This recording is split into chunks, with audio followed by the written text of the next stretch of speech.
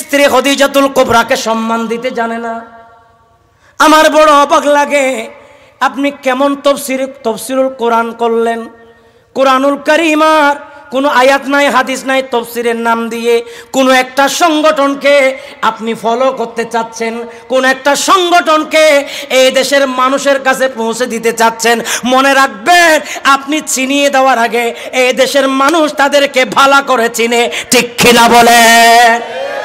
এই দেশের জনগণ তাদেরকে ভালো করে চেনে, তারা মানুষের রক্ত পিপাসু, ঠিক কিনা বলেন?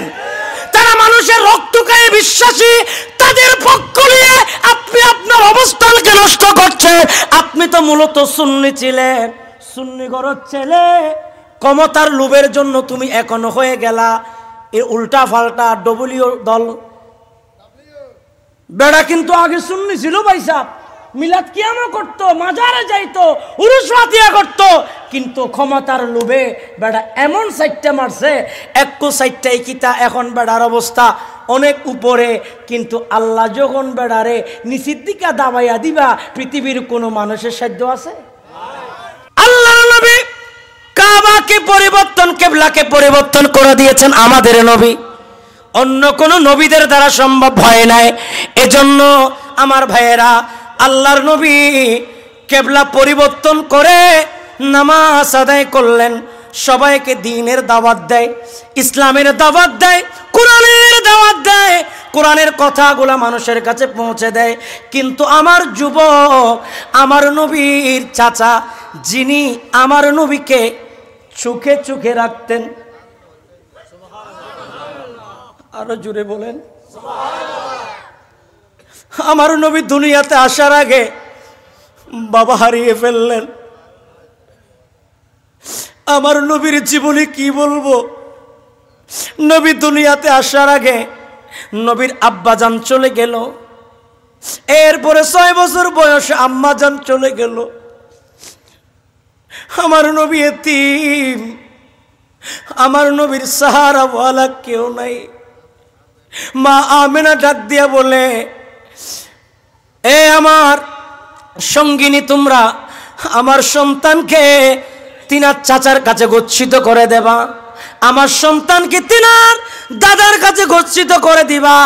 আমার নবীকে তারা যত চোখে চোখে রাখে, আমার নবীর চাচা যখন বিদায় নিলেন, আমার নবী এখন এতিম, আমার নবীকে দেখবার কেউ নাই।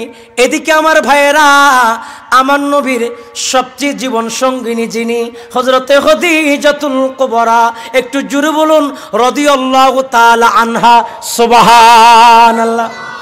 এখন আমার দেশের অনেক মানুষ দেখবেন, অনেক বক্তা দেখবেন, আল্লাহর নবীর স্ত্রী খদিজাতুল কুবরাকে সম্মান দিতে জানে না।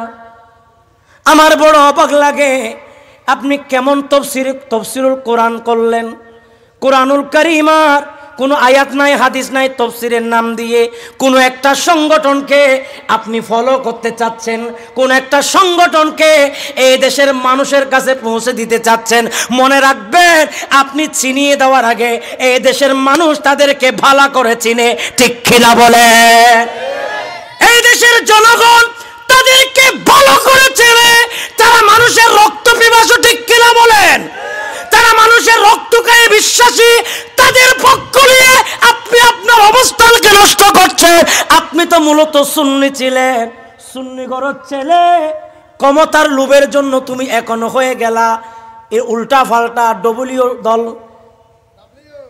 বেড়া কিন্তু আগে সুন্নি ছিল ভাই সাহেব, মিলাদ কিয়ামা করতো, মাজারে যাইতো, উরুস ফাতিহা করতো, কিন্তু ক্ষমতার লোভে বেড়া এমন সাইটটা মারছে, একটু সাইটটাই কিতা এখন বেড়ার অবস্থা অনেক উপরে।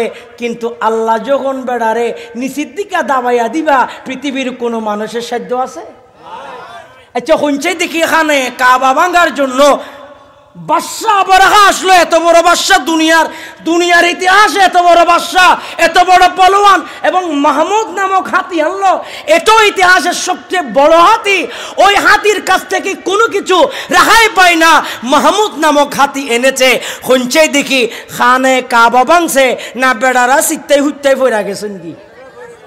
বেড়া সিটটাই উঠতে উঠতে গেছেন কি এখন কইবা হুজুর বাংলাদেশ থেকে কোনো মানুষ গেছে নানি কয় না না কোনো মানুষ গেছে না আল্লাহ কুরআনুল কারীমের মধ্যে বলে আলাম তারা কাইফা ফাআলা রাব্বুকা বিআসহাবিল ফিল আলাম ইয়াজআল কাইদাহুম ফি তাদলিল ওয়া আরসালা আলাইহিম তায়রান আবাবিল আর একটু জোরে বলেন না সুবহানাল্লাহ আমার আল্লাহ বলে আরে তোকে মানুষ দিয়ে মারাটা এটা বেঈমানান তোকে অ্যাক্সিডেন্ট করে মারাটা এটা বেঈমানান তুই তো একটা নরপশু খানায়ে কাবার সাথে ধাক্কা লাগার জন্য এসেছো আরে তুই তো জানিস না ইন্নাল্লাহ আলা কুল্লি শাইইন কাদির আমি আল্লাহর কুদরত কত বেশি আমি আল্লাহর কুদরতের শক্তি কত বেশি আমার আল্লাহ বলে ওয়ারসালা আলাইহিম তায়রান আবাবিল আবাবিল পাখি দিয়েছে আবাবিল পাখি এটা কি 100 গ্রাম হইবা একদম ছোট পাখি আবাবিল পাখি কিতা আবাবিল পাখির টুটে একটা পাথর দুই পায়ে দুইটা পাথর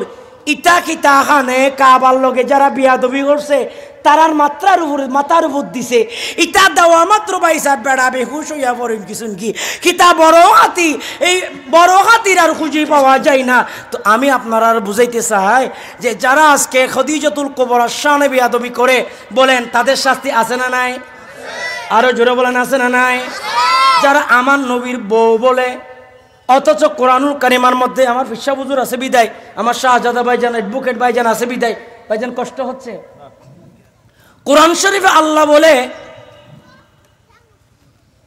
মা কানা আবা আহাদিম মির রিজালিকুম ওয়ালাকিন রাসূলুল্লাহি ওয়া খাতামান নবিয়্যিন আমার রাসূল কারো বাপ নয় আমার রাসূলকে বাপ বলা যাবে না তো মা কানা মুহাম্মাদুন আবা আহাদিম মির রিজালিকুম ওয়ালাকিন রাসূল আমার রাসূলকে রাসূল বলো আমার রাসূল কোন পুরুষের বাপ নয় আরে বেকুব রাসূলের স্ত্রী বলতেছো রাসূলের বউ বলতেছো আল্লাহ কোরআনে নিষেধ করেছে আমার রাসূল কারো বাপ নয় রাসূলকে বাপ বলা যাবে না রাসূলকে বলতে হবে ইয়া রাসূলুল্লাহ ইয়া হাবিবাল্লাহ বলেন ঠিক কিনা